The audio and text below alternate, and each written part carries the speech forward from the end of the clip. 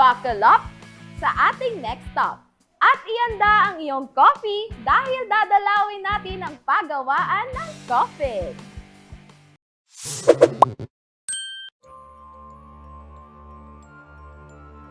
Yung kasi kasama ko dati, pumunta siya dito, binuksan yung kabaong, sabi lang pinagamitan yan. Tapos nung pagkabukas pa meron siya nakita, tumakbo siya. Ano nga ba ang nakita ng kanilang kasama? Isang multo? O guni-guni lang? Hala! Sa kabila ng ganitong nakakakilabot na kwento, to die for pa rin ang gawang kabaong dito sa Santo Tomas, San Vicente, Pampanga, na tinaguri ang Casket Capital of the Philippines. Isa sa mga pagawaan ng kabaong dito ay ang M. Chavez Casket Manufacturing, kung saan talaga namang mapapa-wow! Hihimlay kang maganda! Sinimulan ni Marlon Chavez ang kanilang negosyo sa paggawa ng kabaong noong 2017, matapos pagkatiwalaan sila sa pangangalaga ng lupa. Dahil di naman napapakinabangan, ginamit na lang muna nila ito para pagtayuan ng negosyo. Kasama niya ang kanyang pinsan na si Ate Marisa Nagit. Nagsimula kami sa unti-unti, pa isa-isa muna, dala-dalawa, ganun. Baga, pinag-aaralan muna namin. Nung una, 4 lang kami. Tapos nung lulot kami sa ibang shop, yung pa namin, naging 10 na kami. Siyempre, lumalaki yung shop, lumalaki na. Tapos yung unti-unti, napapag-aralan namin yung paano nagsimula sa una hanggang sa lumaking konting negosyo namin. Sa paglago ng kanilang negosyo, naisipan nila na maglagay ng something new dahil pangkaraniwan na ang kabaong sa kanilang lugar. At ang twist, kapis shells lang naman.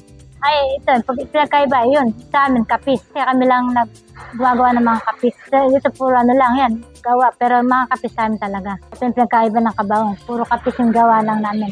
Para sa kaalaman nyo, Joyers, ang kapis shells ay nagsimulang gamitin ng mga Pilipino noong panahon ng mga Kastila, sa mga simbahan at mga bahay, particularly sa paggawa ng mga window pane. Ginawa nila itong substitute sa mga salamin dahil mas mura ito at mas accessible. Bukod sa accessibility, matibay din ito para tumagal sa matinding hangin na dala ng mga bagyo.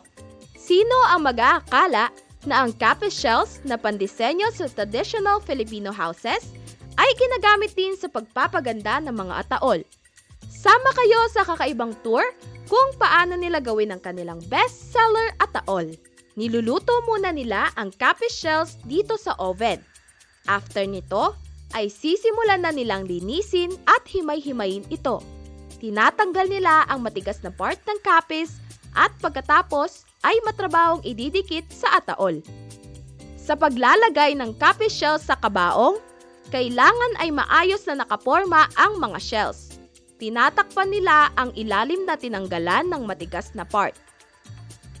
Para mas dumikit at sumunod ito sa hugis ng ataol, gumagamit sila ng isang bola para irolyo ito sa dinikit nilang kapis shells. Available ang kanilang Sleeping Beauty casket o tinatawag din nilang aquarium dahil sa pangunahing disenyo nito na may glass all sides. Kasi kasi pag yung patay dyan, nakikita na ng todo. Malinaw, malinis. At umaabot ng 20,000 to 22,000 pesos ang presyo nito. Kung wala ka namang budget, ay mayroon naman silang regular casket o tinatawag nilang Coke dahil sa hugis nitong parang Coke bottle na umaabot naman ng 10,000 pesos. Marami rin nag-order kahit na kahit na yung mumurahin lang, kahit na kahoy, kahit na mga senior lang, yung mumurahin lang, hindi pang special. Pero pag meron nagpapareserve, kadalasan, hahaba pa yung buhay. Siyempre, malapit nang wala nang pag-asa. Kaya nagpagawa na, nagpa-reserve na sila. Para pag yun, nakaredo ng kabaong, hindi sila maghahanap. Kasi iba-iba sukat yan eh. Iba-iba yung natin, yung height natin. Kaya nagpapareserve sila. Sa dami ng probesyon na pwede nilang pasukan sa ating bansa, ang kinatatakutan pa ng marami ang naisipan nilang gawin at naging inspirasyon sa kanilang buhay.